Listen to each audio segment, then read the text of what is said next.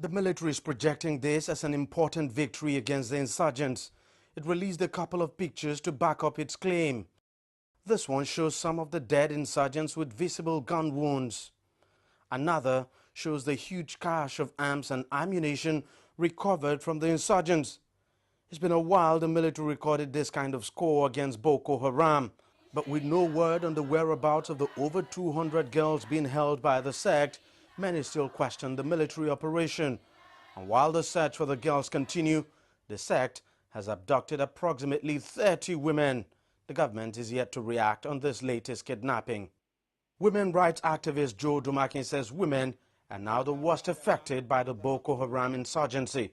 How can we explain that since April 14, that more than 200 of our girls have been held hostage with the outcry all over the world? Even as I speak today, that anger can still be felt. That these terrorists also move a step further. Instead of retrieving, instead of being sober, instead of allowing our guests to return, they have now gone for our mothers, our women. I think more than ever, this is a challenge. A state of emergency must be declared in our security sector. Meanwhile, the military has been defending its clampdown on some newspapers in the country. Last week, some newspaper delivery vans were stopped and searched and some papers confiscated in what the military described as a routine security check. The action generated outrage from journalists who accused the government of clamping down on press freedom. But the government has reacted to say that is far from the case. It's not deliberate, it is not punitive, it will not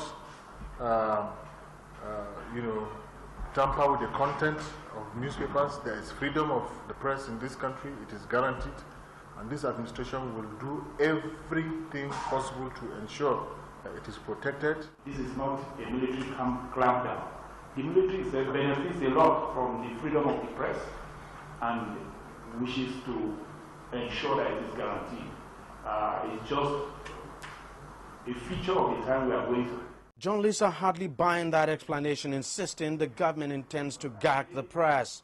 Besides, the clampdown has not stopped. Some newspapers were reportedly confiscated in some parts of the country, especially in the north, over the past 2 days. Now, if this continues, then the government is surely to come under harsher criticism in the media, no matter how hard it tries to justify its action. Deji, Badmus, CCTV, Lagos, Nigeria.